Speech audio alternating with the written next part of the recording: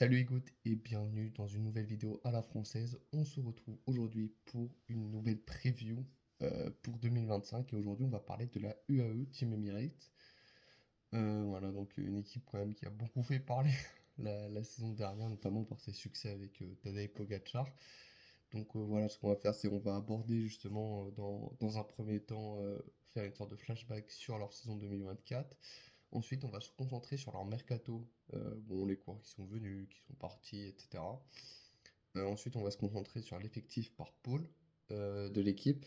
Et enfin, on va arriver sur voilà, une sorte de case, un peu, enfin, une partie, on va dire, objectif de l'équipe en 2025, plus ma prédiction. Voilà.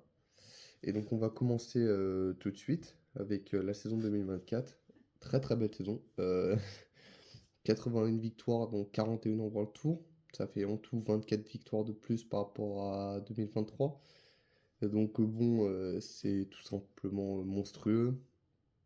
T'as des Pogacar qui est le coureur le plus victorieux de l'équipe avec 25 victoires cette année. L'équipe est première au classement UCI à nouveau. L'an passé, enfin, l'an passé 2023, je veux dire, c'était très serré avec la Jumbo. Cette année, c'était pas très serré, hein. C'est vraiment quelque chose de fou. On a, par rapport au Grand Tour, bah, on a Tadej Pogacar qui a remporté le Giro et le Tour en remportant 6 étapes sur les deux Grands Tours en fait. Et on a ensuite Pavel Sivakov qui a fait 9ème lui de la Volta avec et l'équipe a ramené 3 succès. Donc avec qui il y avait McNulty pour sûr, je crois qu'il y a Marc Soler également qui a remporté une étape. Donc voilà, ils remportent en tout 3 succès sur cette Vuelta, ce qui est vraiment pas mal. Donc voilà, que dire de plus sur cette saison? Bon, Pogacar qui fait la triple couronne avec le Giro, le Tour, les championnats du monde. On a un Del Toro, voilà, que j'ai mis là en surprise de la saison, mais lui, pareil, jeune néo-pro qui vient de remporter le Tour de l'Avenir, qui directement arrive sur le Down Under et s'impose au plus haut niveau. Alors, c'est à pondérer parce que c'était le début de saison. Donc on n'avait pas non plus tout le monde tous les meilleurs en très très grande forme. Mais bon, c'est quand même assez bah, monstrueux en fait, tout simplement, voilà, d'être néo-pro et d'être capable de gagner dès sa première course par étape World Tour. Voilà, donc ça a été assez impressionnant. Je pense à Antonio Morgado également, qui lui, néo-pro également, fait 5ème du Tour des Flandres. Donc voilà, on a quand même eu des très très bons jeunes cette année, enfin néo-pro plutôt, excusez-moi, pour UAE, sachant que des jeunes, ils en ont plein aussi. Je pense à un Yann Christen qui a cherché quelques victoires cette année. Voilà, il y a vraiment beaucoup, beaucoup de jeunes talents dans cette équipe. Mais que dire en fait de cette saison? C'est vraiment, il y a tout le monde qui a été fort. Mis à part peut-être, là vous voyez sur l'écran, j'ai mis Molano. Molano qui a peut-être été un peu en dessous cette année. Son Giro est pas top. Il fait à peine. Enfin, il fait un podium sur une étape, mais il rentre une autre fois dans le top 5, mais c'est à peu près tout. Alors, il y avait quand même une très grosse concurrence. Mais bon, quand tu es le sprinter principal de l'équipe, je pense aussi que UAE avait envie de le voir un peu plus scorer. Mais enfin bon, c'est comme ça. Ensuite, bon, il y a eu plein de coureurs qui ont été vraiment très bons également. Voilà, Yates qui a 5 victoires par World Tour cette année, 7 en tout. On se rappelle, lui et Almeida sur le Tour de Suisse, qui se changeaient en fait. Un moment c'était l'un, puis l'autre, etc. Donc au final, ils font un et deux au général et ils se partagent les victoires. Donc, quand même une sacrée domination. Un Ayuso, bon, il a 4 victoires dont 2 World Tour cette année. Euh, je pense aussi à un Wellens. Wellens qui je trouve a une sorte de seconde jeunesse chez UAE. C'est tout simple. Vraiment, je l'ai trouvé ultra régulier cette année sur les classiques flandriennes. Il a quand même été monstrueux. Top 20 ronde, je crois que c'est sur le 3 qui fait un petit top 5. Enfin, c'est monstrueux sa saison.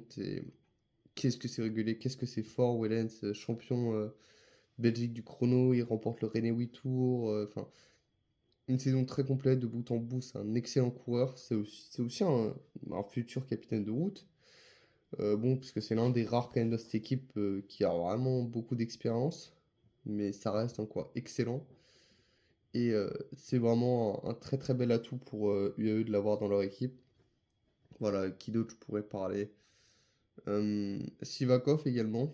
Bon, au début, pour être honnête, moi le premier, j'ai pas compris au début. Enfin, j'ai pas compris. Je me doutais que par rapport à Ineos, il a quand même dû avoir une, comment dire, une revalorisation salariale plus importante chez eux pour le même rôle finalement. Et encore, quoique. Mais du coup, il fait quand même une très belle saison, très belle fin de saison notamment. On espérait que ce soit lui, carrément, on a espéré que lui remporte le Tour de Guangxi en Chine là en octobre et mettre fin à nos 17 ans de disette là sur les grands, pas sur les grands tours parce que les grands tours c'est encore plus, mais sur les courses par étapes World Tour. Bon, finalement, il l'a pas fait, mais il fait quand même un très très bon mondial. On rappelle qu'il a essayé de suivre autant que possible Pogacar sur bah, sur cette édition des championnats du monde. La Vuelta, voilà, pareil, il finit 9ème. On l'a vu quand même surtout très présent en fin de Vuelta, puisque à la base c'était Almeida et Yates les leaders, mais Yates s'est un peu raté et Almeida a dû abandonner. Donc rapidement, et en plus ils n'ont pas été épargnés par la chute chez eux. Je me rappelle, il y a une étape où ils sont en échappée.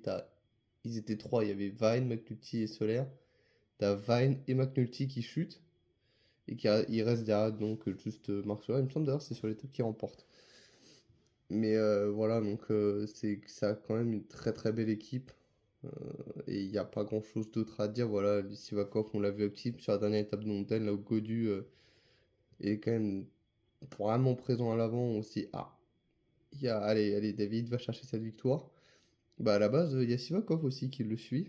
Voilà, donc on a quand même vu un très bon Pavel Sivakov, c'est très bien pour lui.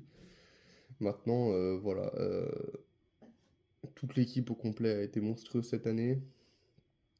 En tout cas, tous les leaders, tous ceux qu'on espérait voir performer, bah, ont performé globalement. Bon, le meilleur coureur de cette équipe en 2024, c'est pas très dur à deviner, c'est Tadej Pogacar. Mais bon, c'est quand même assez fou. Sa saison, elle est aussi qu'on aime ou qu'on n'aime pas. Enfin, on n'a pas vu de domination comme ça depuis je sais pas combien de temps. Je vais pas exprimer d'années parce que ça va sûrement remonter à une période que je ne connais pas, que je n'ai pas vue d'ailleurs. Mais c'est juste tout bonnement le meilleur coureur, à mon humble avis, hein, du 21e siècle déjà. On est quand même sur un coureur qui, s'il continue sur cette lancée, ça va très rapidement, si ce n'est déjà le cas, être au niveau des Bernard Hinault, Eddie Merckx, etc. dans la légende. Enfin voilà, c'est juste. Y a pas assez de superlatifs pour décrire sa saison, en fait, elle est parfaite de bout en bout. Bon, si on va être tatillon, bah, il a pas remporté Milan-San Remo. Bon. L'équipe s'est quand même ratée aussi sur Milan-San Remo. On se rappelle que c'est Wellens ou Del Toro qui doit taper un giga relais parce que tout le reste de l'équipe s'est raté. En fait, ils ont accéléré beaucoup trop tôt, ils étaient carbo. Enfin, ouais. La saison, ça reste un 20 sur 20 globalement pour l'équipe. T'as gagné partout, tes objectifs sont atteints. Bon, c'est juste monstrueux. Et puis, on va voir maintenant le mercato. Quels sont les coureurs qui ont perdu, quels sont ceux qui sont arrivés. Bon, dans le sens des départs, on a Shortbacks. En rouleur, mais quand même assez complet, qui part du côté de la Q36.5, donc le futur équipier de Tom Pidcock. On a Finn Fisher Black, qui lui part pour la Red Bull Bora. Donc bon, lui c'est dommage, c'était quand même un bon coureur. Il l'avait récupéré à l'époque quand je crois il était à la Conti de la Jumbo. Il l'avait recruté. Il est derrière cette année, il fait très beau début de saison, notamment sur le tour, je crois, d'Arabie Saoudite. Bon, après, c'est un petit peu rentré dans le rang, mais c'est resté quand même une très belle saison pour lui, sachant qu'il est tout jeune, hein, il a quoi, il a 20 ans, 21 ans. Enfin bref. Donc il part chez Red Bull Bora. Mark Hirschi, qui part chez Tudor, avec bah, Julien. Bon, eux, l'an prochain, on verra quand on fera la preview, mais bon, ça va être monstrueux. Mais Hirschi, pour revenir à lui, c'est dommage. Il revenait quand même bien, hein. Il avait, que je vous dise pas de bêtises, 9 victoires, dont 2 World Tour. À la fin, en plus, à la fin juillet, début août, il a une série de 5 courses où en fait il gagne, tout simplement. Je crois que ça commence à la Saint-Sébastien et ça se finit 5 courses après. Enfin, c'est juste impressionnant. C'est... Alors, j'avoue que c'est un peu paradoxal parce que moi je le vois. Et à chaque fois, j'ai toujours pas cette impression, je sais pas pourquoi visuellement, de revoir le Marc Caché 2020. Parce que j'ai l'impression que même s'il revient à un très bon niveau, ce n'est plus Marc Hirschi 2020. Pourtant, il fait une très belle saison. Enfin, voilà, ses 2 premières saisons étaient gâchées chez UAE. Enfin, vraiment, les chutes, les galères. Il a dû se contenter de faire le train-train pour Poggi sur le tour en traînant en queue de peloton à chaque fois parce qu'il a été blessé. Maintenant, il s'est bien ressaisi sur les 2 dernières saisons. Et après, c'est dommage parce que quand il signe, on était, enfin, en tout cas moi, j'étais très content. Je me disais, ah là, c'est bien, hein, t'as un leader pour les Ardennais, c'est vraiment une top recrue pour UAE. Ça s'est pas passé comme prévu, malheureusement. Pour lui, peut-être, et pour eux également. Maintenant, voilà, il fait quand même une très grosse saison. Et il part bon, chez Tudor, bon, sachant que normalement, son agent ou son manager, c'est Cancellara. Donc je pense qu'en termes de négociation, ça n'a pas dû non plus être très très compliqué. Voilà. On a Alvaro José Hodge qui part. Bon, j'ai aucun souvenir de lui chez eux, je sais même pas pourquoi ils l'ont recruté à l'époque. Il me semble qu'il revient quand même, il est revenu d'une très grosse blessure, qui a quand même fait une bonne saison blanche pour lui l'an passé. Maintenant, bon, c'est pas une grande perte sportive en tout cas pour être très honnête. On a Diego Ulissi qui part lui pour la Astana. Lui c'est un peu embêtant aussi. Déjà c'est un historique de l'équipe puisque UAE c'est la même, ils avaient repris la licence de la Lamprey. Équipe dans laquelle il était déjà, donc ça fait un très long moment qu'il était dans cette équipe, en tout cas il a passé de nombreuses années. Bon, c'était un capitaine de route également. C'était un des rares expérimentés dans cette équipe. Donc tu perds Matteo Trentin l'an passé. Cette année, tu perds Diego Ulissi. Il va falloir faire gaffe aussi côté AE de pas non plus tout miser sur des jeunes. Faut quand même des mecs aussi à côté qui aient de l'expérience, qui soient capables de mener ce rôle. Enfin là, de tête, on pourrait dire Wellens, des gardes Langen. Il y a un Maika qui peuvent encore jouer ce genre de rôle, mais c'est de plus en plus restreint en fait. Donc c'est une paire qui, je pense, peut quand même faire un peu mal pour UAE. Et enfin, on a Michael Vink qui part. Bon, lui, pareil. On n'a jamais trop vu. C'était surtout un équipier. Donc voilà, on ne sait pas trop où il ira. Du côté des arrivants, on a René Ergots de l'Intermarché. Très bon rouleur. Très bon rouleur, René Ergots. Il me semble que c'était quoi? C'était il y a 2 ans sur le Dauphiné où il me semble qu'il fait un très gros numéro sur la première étape et il passe à rien, je crois, de la gagner au nez à la barbe du peloton. Ensuite, on a Julius Johansen qui vient de la Conti portugaise de la Sapgal. Bon, lui, pareil, je pense qu'il sera là pour rouler dans la plaine, voilà, une sorte d'équipier. On a ensuite Jonathan Narvaez, voilà, j'en ai déjà parlé dans la preview Ineos, mais lui, c'est une top recrue, en fait, ça remplace un Hirschi, notamment dans tout ce qui est les classiques ardennaises, puisqu'on rappelle que Narvaez bat Tadej Pogacar sur la première étape du Giro, ce qui fait qu'il remporte, enfin, la première étape et il porte le maillot rose avant Europa. Mais c'est l'un des rares qui, cette année, à la pédale, a réussi à battre Tadej Pogacar. Voilà, donc tu m'étonnes qu'ils aient foncé sur lui, tout simplement.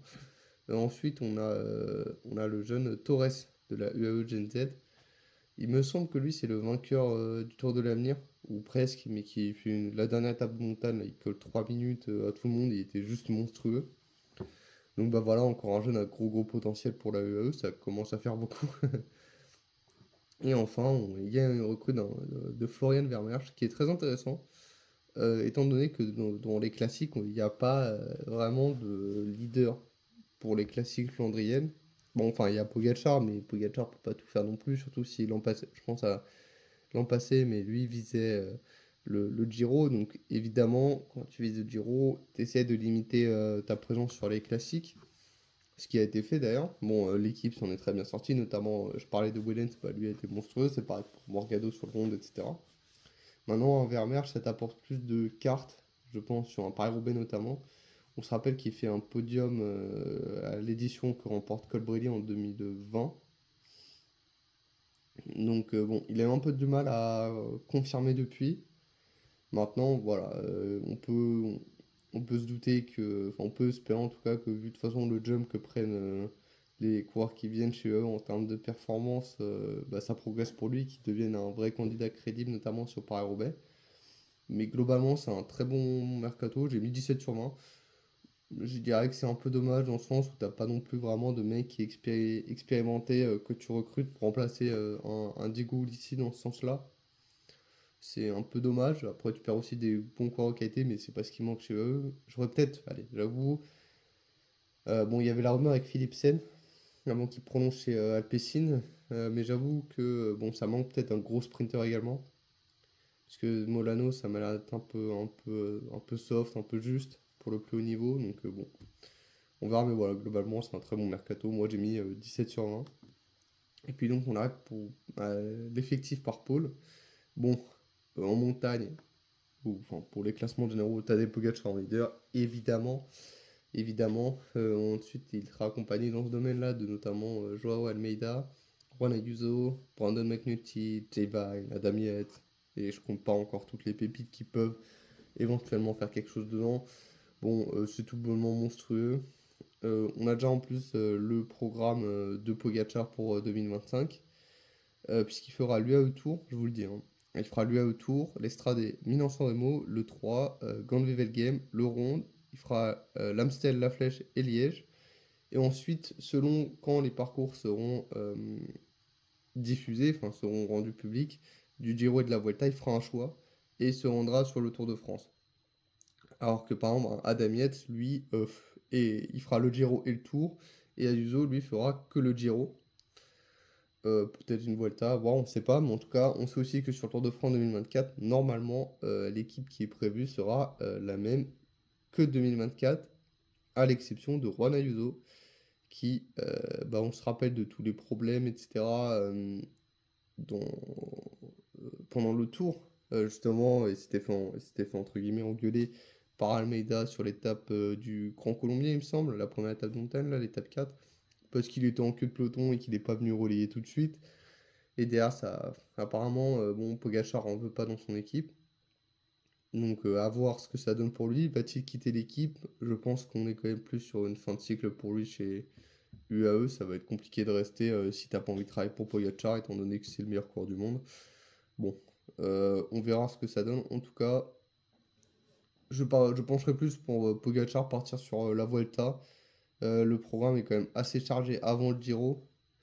Je trouverais ça qu'on se rappelle de, enfin, assez chargé, toute proportion gardée évidemment, mais quand on sait que des mecs comme Pogacar, comme Vingegaard, ça court quasiment rien avant leurs gros objectifs et au cours de l'année, je pense que le Giro ça va être un peu compliqué et je pense qu'il va choisir la Volta pour compléter, pour voilà, rentrer dans le cercle des vainqueurs des trois grands tours.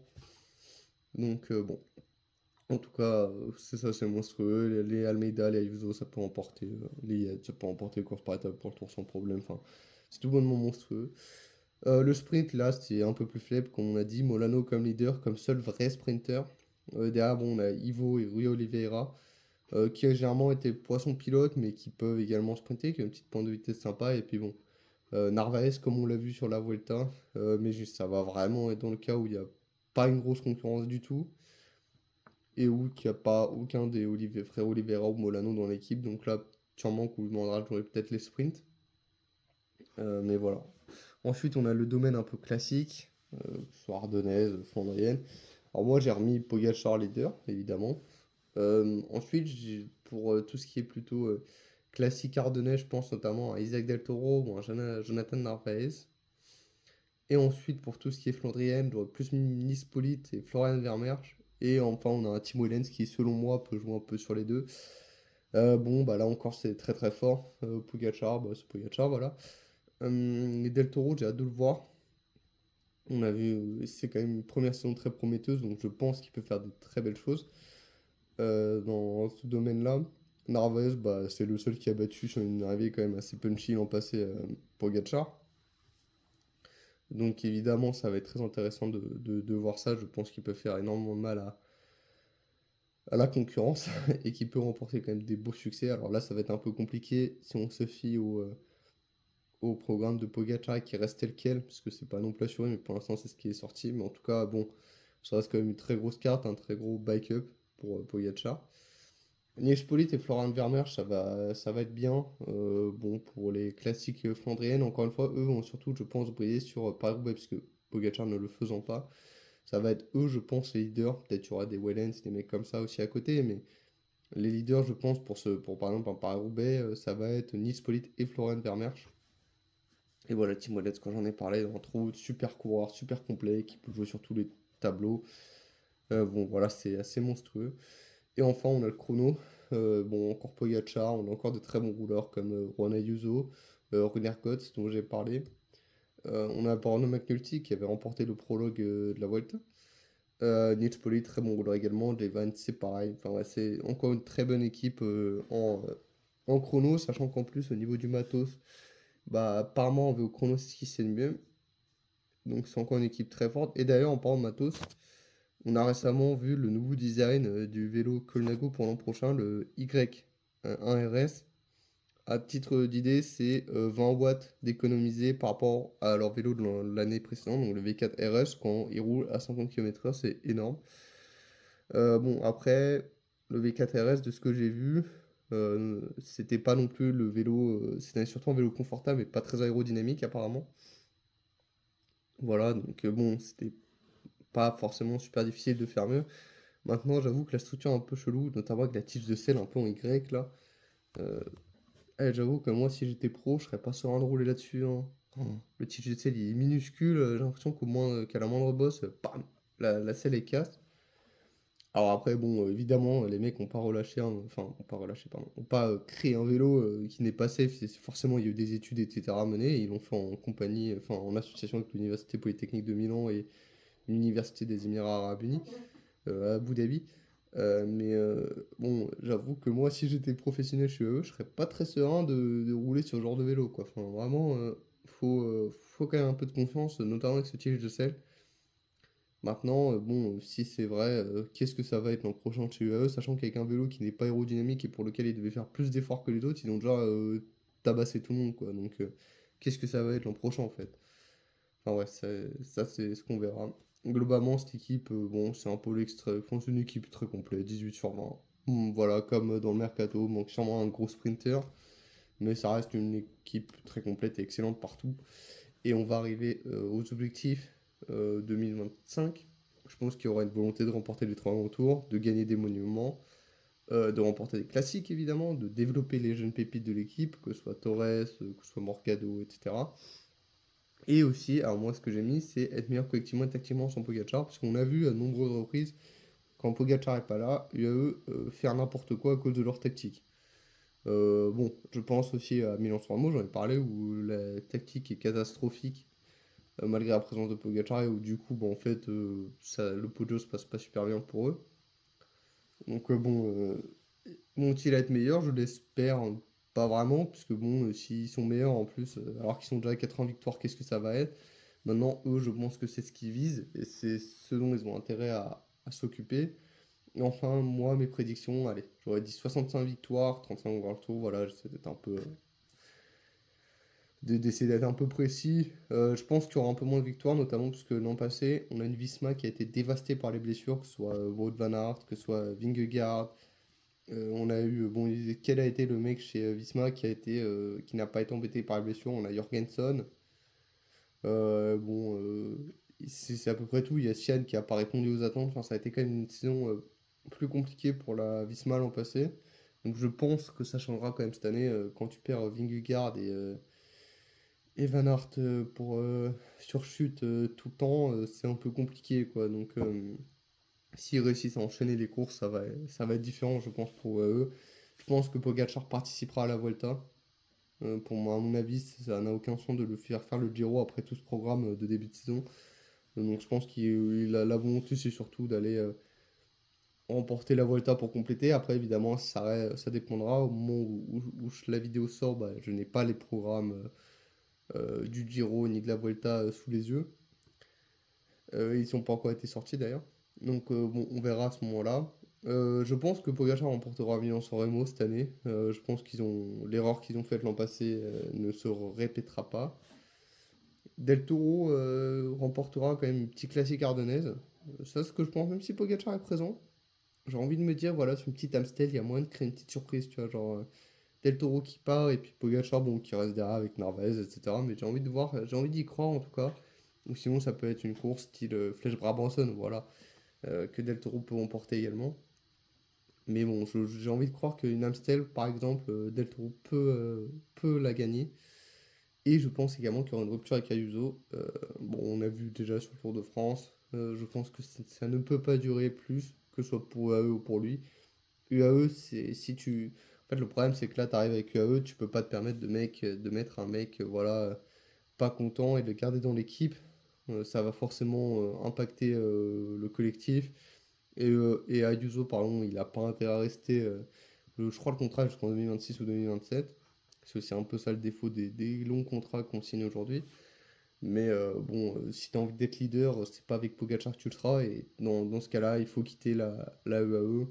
Si je devais te dire une équipe sur laquelle chez qui il devrait partir, je penserais à la Ineos. Gros budget qui peut lui apporter un énorme salaire, qui a besoin d'un leader aux côtés de Carlos Rodriguez, ce dont j'ai déjà parlé dans la vidéo. Maintenant, tout ça reste à voir. Mais voilà. Bon, ce sera tout pour cette vidéo. Je vous remercie de m'avoir écouté. N'hésitez pas à me dire dans les commentaires ce que vous en pensez pour la UAE cette année. Que vont-ils faire? Quel résultat on peut attendre? Comment ça se passait, etc. Ce que vous pensez de leur mercato, de leur saison, etc. Enfin, tout ce que j'ai énuméré un peu dans cette vidéo. Et s'il y a besoin de me compléter, n'hésitez pas non plus à le faire dans les commentaires. Et bon, bah, moi je vous dis à la prochaine. Salut les gouttes!